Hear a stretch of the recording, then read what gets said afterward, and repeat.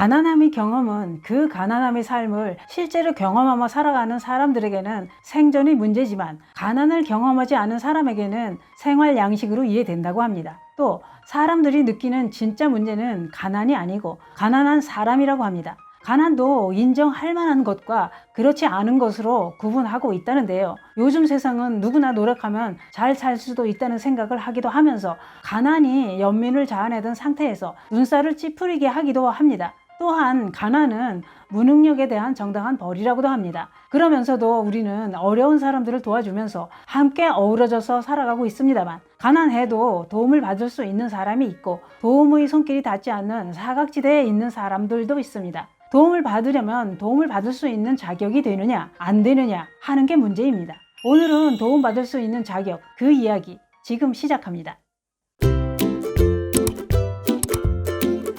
안녕하십니까, 주회사입니다. 안녕하십니까, 돌직구회사입니다. 세상은 나 혼자 살아갈 수는 없습니다. 내가 사는 게 좀 여유롭고 잘 나간다 해도 이 세상에 나 혼자 있다면 다 무의미하고 혼자서는 살 수도 없습니다. 사람은 더불어 함께 살아갈 때 삶도 의미가 있고 살아갈 만한 겁니다. 그리고 나보다 어려운 처지에 있는 이웃이 있다면 조그만 도움이라도 힘이 되고 싶어서 도와줍니다. 목마른 사람에게 한 모금의 물을 나눠 마시는 게 한 모금의 물을 얻어 마시는 입장에서는 그 한 모금이 꺼져가는 생명의 생명수가 될 수도 있는 것입니다. 그런데 형편이 어려운 이웃을 돕는 것도 잘 알고 도와줘야 하나 봅니다. 세상이 왜 이렇게 복잡할까요? 다들 잘 알고 계신 그 이야기 좀 해볼까 합니다. 일명 가짜 장발장 이야기인데요. 인천의 부자 장발장에서 요즘은 가짜 장발장으로 전락하고 말았더군요. 얼마 전에 한 마트에서 배가 고파서 식료품을 아들과 함께 훔치던 이 부자 이야기가 세상에 알려졌는데요. 그때 딱한 사정을 알게 된 경찰관과 마트 주인, 어떤 사업가가 온정을 베풀었습니다. 그리고 기부단체에서도 이 남자를 위해 모금을 했다고 합니다. 그런데 이 남자 이야기가 모두 다 연기고 가짜라는 얘기가 나왔습니다. 모 방송국에서 그 이야기를 다루는 방송을 하면서 그 남자의 실체는 그게 아니다, 다들 속고 있다, 이런 얘기인데요. 방송에 보면 그 남자의 지인이라는 사람이 이런 말을 했습니다. 병이 있어서 일을 안 한다는 것은 핑계다. 그 남자는 대부분의 시간을 PC방에서 게임을 하며 보내고 택시 회사에서 일을 할 때도 손님이 두고 내린 휴대폰을 팔았고 또 지인한테 돈을 빌려서 그 돈으로 게임을 하고 마트에서 훔친 물건 중에는 소주도 있었고 성실한 사람이 아니라고 했습니다. 그 남자의 주변 사람들은 후원을 받을 자격이 없다, 가짜다, 이런 얘기입니다. 그래서 가짜 뉴스에 휩싸이게 된 마트와 경찰관, 기부단체, 20만 원을 선뜻 건네준 사업가까지 후폭풍에 시달리고 있답니다. 사람들은 그 부자에게 국밥을 사주고 훈방 조치한 담당 경찰관들을 처벌해야 한다는 주장까지 국민신문고에 접수되어 조사를 하고 있는 상황이랍니다. 뭔 소리야? 왜? 아니야. 하던 얘기 계속해. 이유는 이런 것입니다. 경찰들이 제대로 확인도 하지 않고 절도용의 혐의자를 훈방 조치한 것은 직무유기에 해당한다고 국민신문고에 접수가 됐다는 겁니다. 이 경찰관은 부자에게 곰탕을 사주며 온정을 베풀어서 표창까지 받았었는데 지금은 이렇게 됐답니다. 또 그 남자를 용서한 마트에도 항의성 전화가 많이 오고 있답니다. 이유는 마찬가지로 잘 알아보지도 않고 왜 섣부르게 선처를 했느냐 이겁니다. 아니, 그 마트 사장님이 뭔 잘못이 있을까요? 배가 고파서 훔쳤다는데 마트 사장님이 그 남자 뒷조사까지 한 다음에 선처를 해야 하나요? 연기를 해서 도움을 받았다면 그 남자가 잘못한 것이지 연기에 넘어가서 선처를 한 마트 사장님이 왜 곤란해야 할까요? 곤란한 사람들은 또 있습니다. 이 남자를 돕기 위해 후원금을 접수한 사회복지공동모금회 측도 아주 난처하게 됐답니다. 후원금이 2천만 원 정도 되는데 후원금 반환 요청까지 들어오고 있다고 합니다. 이 남자는 기초생활수급자인 것은 맞다고 합니다. 아직 후원금 중 현금이 지원되지는 않았고 쌀, 라면 이런 것은 일부 지원되었다고 하는데요. 그렇다면 진실은 무엇일까요? 답답합니다.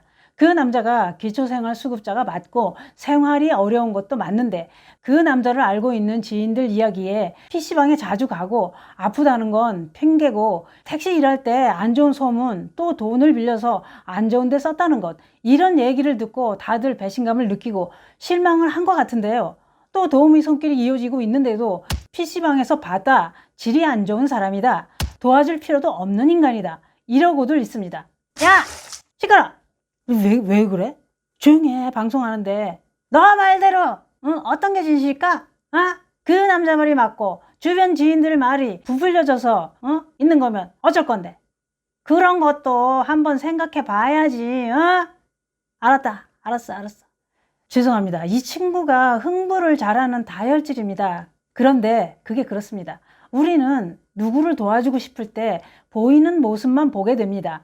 지금 내 눈에 보이는 모습을 보며 마음에서 우러나서 조금이라도 온정을 베풀게 되지, 그 사람이 살아온 과거나 그런 거 신경 쓰면서 알아보고 난 후에 돕는 건 아닙니다.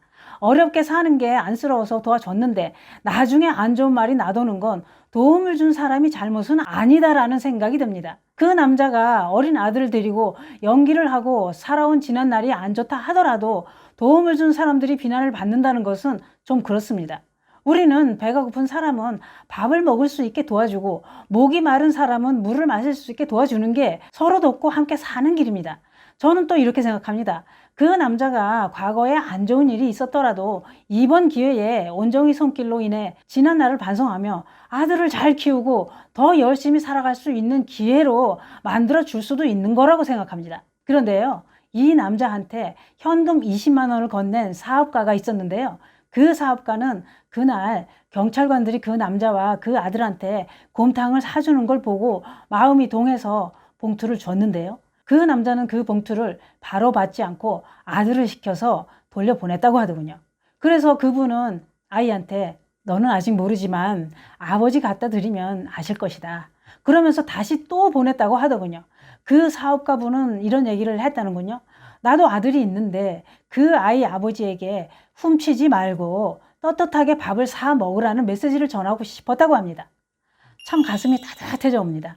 이 사업가분은 칠레 산티아고에서 사업을 하고 있답니다. 이분은 그 남자와 아들을 도운 건 후회하지 않는다고 했답니다. 그리고 과거를 반성하는 기회를 주고 주변에서 도와주며 사랑으로 보듬으면 좋겠다고 강조했다고 하는데요.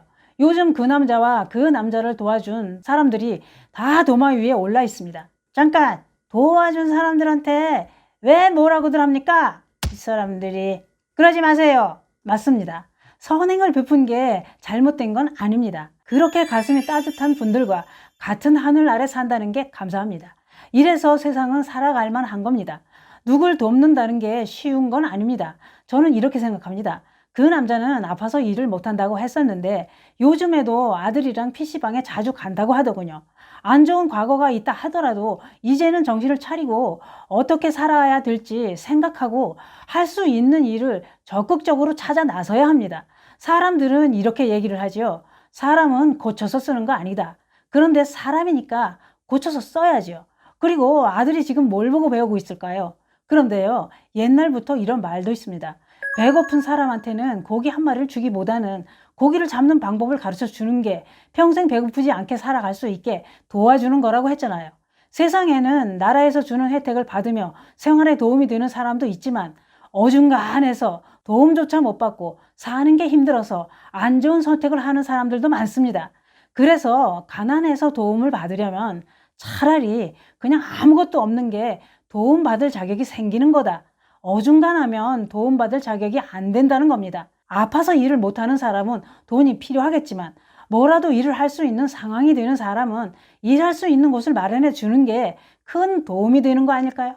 그런데 일을 안 해도 일단은 입에 풀칠을 할 돈이 나오면 급한 불은 끄게 되는 거라 똥 누러 갈 때랑 똥 누고 나올 때랑 좀 다른 것 같습니다. 결론은 이겁니다. 가난해도 그 가난을 인정받을 수 없다면 도움의 사각지대가 됩니다. 가난하다고 해서 다 도움의 손길이 닿는 건 아닙니다. 가난해도 어중간해서 도움을 못 받는 사람들이 많습니다. 도움을 받을 수 있는 자격이 안 되는 그런 사람들을 그냥 방치하면 일가족이 함께 포기를 하는 일이 생기게 됩니다. 물고기를 잡을 수 있도록 도와주는 게 가난을 대물림하지 않게 도와주는 거 아닐까요? 자냐? 아니야. 다 들었어. 인사해야지. 도움의 사각지대에 계신 분들이 내 주변에도 있는지 살펴봅시다. 감사합니다.